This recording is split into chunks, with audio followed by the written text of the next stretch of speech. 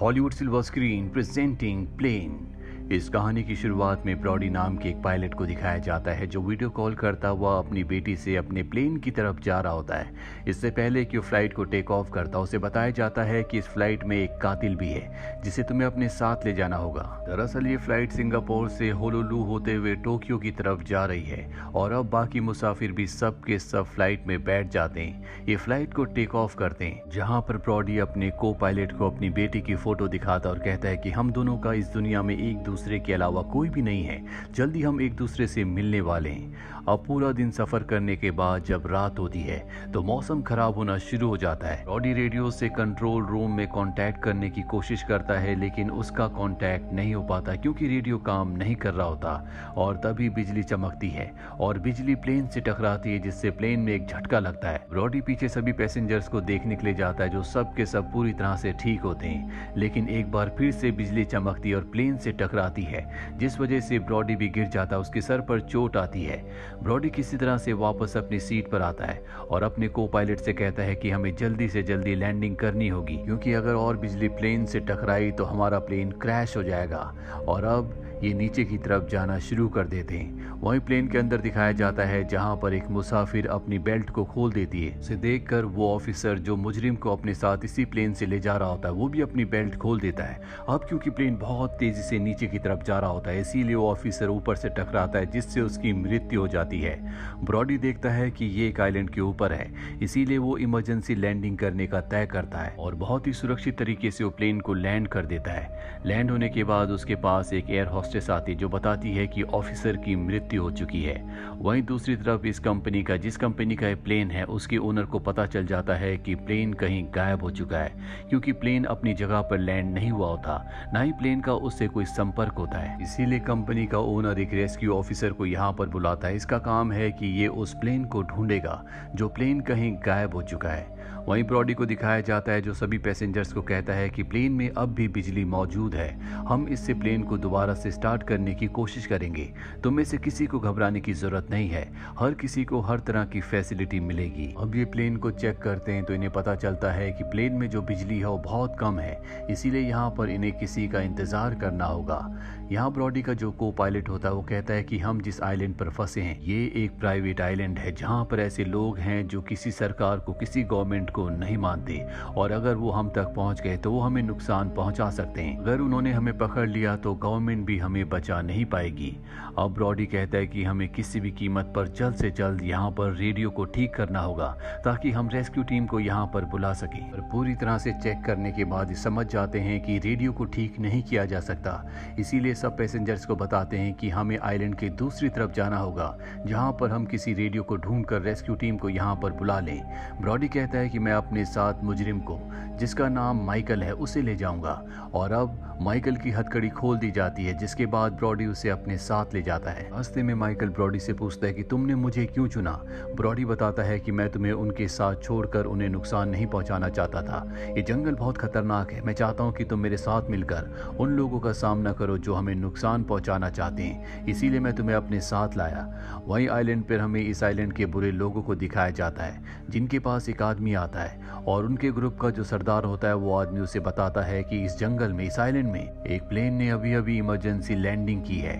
ये सुनने के बाद वो सरदार उसे कुछ पैसे देता है। दरअसल अब वो उन सब लोगों को लूटना चाहता है जो उस प्लेन में थे। वहीं ब्रॉडी और माइकल एक दूसरे से बात करते हुए आगे बढ़ रहे होते हैं और तभी माइकल जो पीछे चल रहा होता है उसकी आवाज बंद हो जाती है। ब्रॉडी जब पीछे देखता है तो वहां पर माइकल नहीं होता, वो भाग चुका होता है। लेकिन ब्रॉडी इस बात की परवाह नहीं करता क्योंकि वो जल्द से जल्द किसी रेडियो को ढूंढकर यहाँ मदद मंगवाना चाहता है। वो एक बंद फैक्ट्री तक पहुंचता है और जब वो उसके अंदर जाता है तो वहां पर एक कॉलिंग मशीन होती है जो खराब होती है, पर ब्रॉडी उसे ठीक कर लेता है और हेल्पलाइन को बताता है कि वो किस आइलैंड पर है, कहां पर फंसे हुए हैं। लेकिन उसकी किस्मत अच्छी नहीं होती। हेल्पलाइन पर जो होता है वो उसकी बातों को अच्छे से समझ नहीं पाता, इसीलिए अब ब्रॉडी अपनी बेटी को कॉल करता है और उसे इस आइलैंड की पूरी इन्फॉर्मेशन देता है और कहता है कि तुम इसे मेरे सीनियर्स को कंपनी के ओनर को दे देना। जब ब्रॉडी बात कर ही रहा होता है कि तभी पीछे से एक आदमी उस पर हमला कर देता है। ब्रॉडी उसका सामना करता, उसका मुकाबला करता और उसे मार मार के बेहोश कर देता है। ब्रॉडी को लगता है कि अंदर कोई आ रहा है और तभी दबे पैर कोई अंदर आता है। ये और कोई नहीं बल्कि माइकल होता है, जिसके पास अब गन्स भी हैं, क्योंकि उसने इस आइलैंड के कुछ गलत लोगों को मारकर उनकी गन्स हथिया ली हैं। माइकल को पता होता है कि ब्रॉडी यहीं कहीं है, इसीलिए वो ब्रॉडी को आवाज लगाता है। ब्रॉडी उसके सामने आता है। माइकल उसे हथियार देता है और कहता है कि बिना हथियारों के हम यहाँ पर सुरक्षित नहीं रह सकते। ये दोनों के दोनों नीचे आते हैं जहाँ पर एक कैमरा होता है और जब ये उस कैमरे की रिकॉर्डिंग को चेक करते हैं तो इन्हें पता चलता है कि इस आइलैंड पर जो बुरे लोग रहते हैं वो यहाँ पर फंसे हुए लोगों को टॉर्चर करते हैं और उनके परिवार वालों से अच्छी खासी रकम वसूल करते हैं। अब ब्रॉडी और उसका साथी माइकल दोनों समझ चुके हैं कि इनके वो साथी जो प्लेन के पास है उन सब की जान खतरे में है, इसीलिए बाहर आकर गाड़ी में बैठकर उस तरफ निकल पड़ते हैं जहाँ पर प्लेन क्रैश हुआ है। वहीं सभी मुसाफिरों को दिखाया जाता है जिन्हें गाड़ी की आवाज आती है। उन्हें लगता है कि ब्रॉडी आ गया है, लेकिन ये ब्रॉडी नहीं होता बल्कि वो गैंग होती है जो गैंग इस आइलैंड पर रहती है। वो पूरी की पूरी गैंग इन सब के सामने आकर गोलियां चलाती है। इसके बाद गैंग का जो लीडर होता है वो को पायलट के पास जाता है और कहता है कि मुझे पैसेंजर्स की लिस्ट चाहिए। एयर होस्टेस उसे लिस्ट दे देती है जिससे उसे पता चलता है कि प्लेन का जो मेन पायलट है ब्रॉडी वो यहाँ पर नहीं है। वो को पायलट से ब्रॉडी के बारे में पूछता है। वो बताता है कि ब्रॉडी किसी काम से जंगल के अंदर गया था लेकिन अब तक वो लौट कर नहीं आया।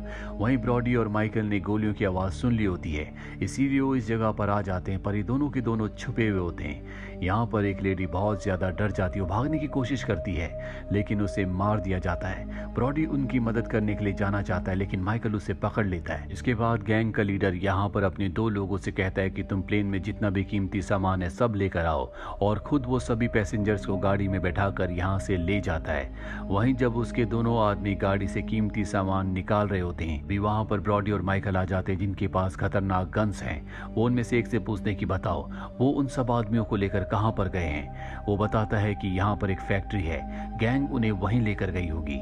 वहीं दूसरी तरफ हमें ब्रॉडी की बेटी को दिखाया जाता है जो उस रेस्क्यू ऑफिसर तक पहुंच जाती है और उन्हें आइलैंड की लोकेशन बताती है जहां पर प्लेन को इमरजेंसी लैंड किया गया है। अब ये उस आइलैंड को स्कैन करके प्लेन को देख लेते हैं और अभी तय करते हैं कि रेस्क्यू ऑफिसर अपनी एक टीम के साथ वहां पर जाएगा और जल्दी वहां पहुंच जाते हैं जहां पर इन्हें कोई भी नहीं मिलता। पर जब ये प्लेन के अंदर जाते हैं तो वहां पर ब्रॉडी ने इनके लिए मैसेज छोड़ा होता है जिसमें उसी फैक्ट्री का पता होता है जिस फैक्ट्री में वो पूरी की पूरी गैंग सभी पैसेंजर्स को ले गई है। ब्रॉडी और माइकल को दिखाया जाता है जो एक जीप से उस जगह पहुंच जाते हैं जहां पर वो फैक्ट्री है। उस फैक्ट्री के अंदर गैंग का जो लीडर होता है वो सभी पैसेंजर्स के वीडियोस बना रहा होता है ताकि उनकी कंट्री को, उनकी फैमिली को ये वीडियोस भेजा जा सके और उनसे मनचाही चीज करवाई जा सके। और अब वो सब के सब पैसेंजर्स को एक कमरे में बंद कर देता है। ब्रॉडी और माइकल भी यहाँ पर पहुंच जाते हैं जो कई गार्ड्स को मारते हुए उस कमरे तक पहुंच जाते हैं जहाँ पर सारे के सारे पैसेंजर्स हैं। ये उन सब के हाथ खोलते और उन्हें बताते हैं कि जल्द से जल्द हमें प्लेन तक पहुंचना होगा क्योंकि वहां पर रेस्क्यू टीम आने वाली है। ये सब पैसेंजर्स को बस के अंदर बिठाते हैं। माइकल बताता है कि बाहर बहुत सारे लोग हैं, हम वहां से नहीं निकल सकते। लेकिन जब ब्रॉडी देखता है कि सब के सब परेशान हैं तो माइकल से कहता है कि मैं बाहर जाकर उन सब का ध्यान भटकाऊंगा, तब तक तुम पैसेंजर्स को लेकर यहाँ से निकल जाना। इसके बाद ब्रॉडी उस गैंग के लीडर के पास जाता और कहता है कि जल्दी हमारे यहाँ पर लोग आने वाले, तुम्हें हम सबको यहाँ से जाने देना होगा।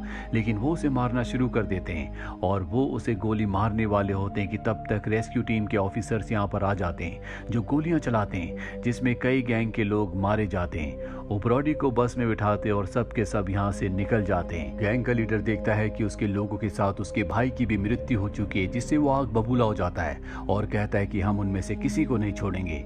वहीं में ब्रॉडी को दिखाया जाता है जो रेस्क्यू टीम के साथ होता है। वो बताते हैं कि हम एक छोटी सी टीम है लेकिन अभी और भी लोग यहाँ पर आने वाले हैं जो तुम सबको यहाँ से निकाल लेंगे।